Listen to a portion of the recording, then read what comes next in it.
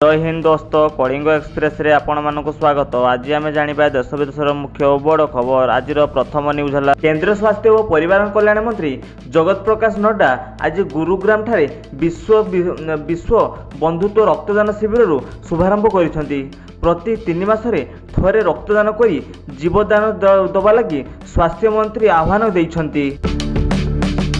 परवर्ती न्यूज है बिहार एनसीआरआई संपर्क में निर्वाचन आयोग एक सांबादिक सम्मेलन जरिया स्पष्टीकरण रखिछन जे मुख्य निर्वाचन आयुक्त ज्ञान कुमार कहते विभिन्न राजनैतिक दलर अनुरोध क्रमे बिहार में एनसीआर प्रक्रिया आरंभ कर जाइछि।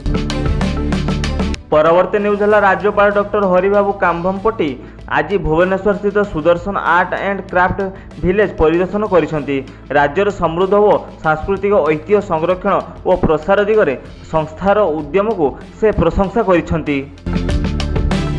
परवर्ती न्यूज है जनसेवा अधिकारी आईन को नहीं राज्य गृह निर्माण और नगर उन्नयन विभाग एक गुरुत्वपूर्ण बैठक अनुष्ठित हो जाइछि।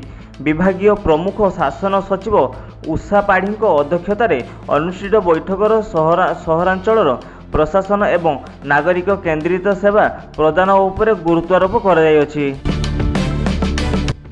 आगामी न्यूज है केंद्र शिक्षा मंत्री धर्मेंद्र प्रधान ओडिशा प्रशासनिक सेवार जोग देइथिबा नवनियुक्त प्रार्थी मत विनिमय करिसेंती।